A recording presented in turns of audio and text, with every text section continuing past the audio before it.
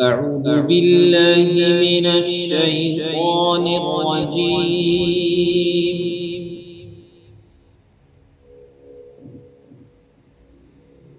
بسم الله الرحمن الرحيم.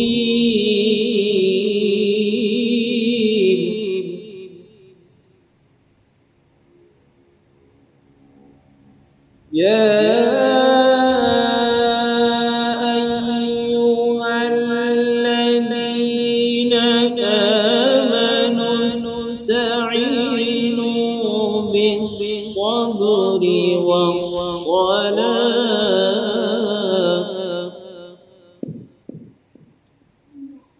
إن الله مع الصابرين.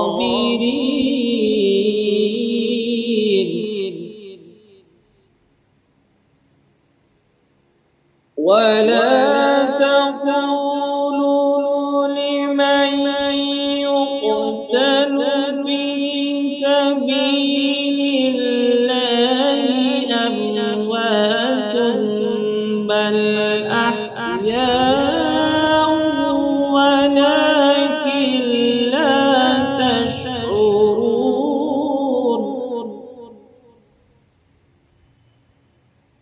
ولنبلونكم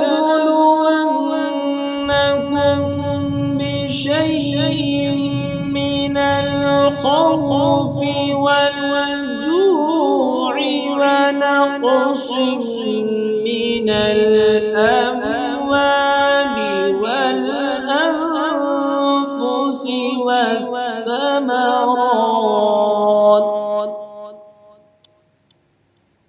وبشر الصابرين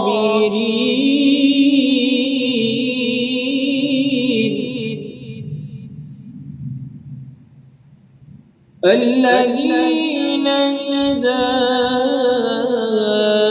أصابتهم مصيبة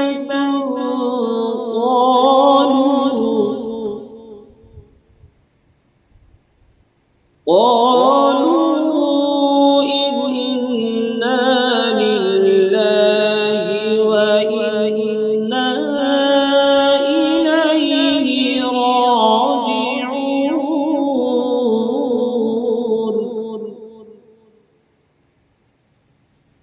أولئك عليهم صلوات من ربهم ورحمة وأولئك هم المهتدون.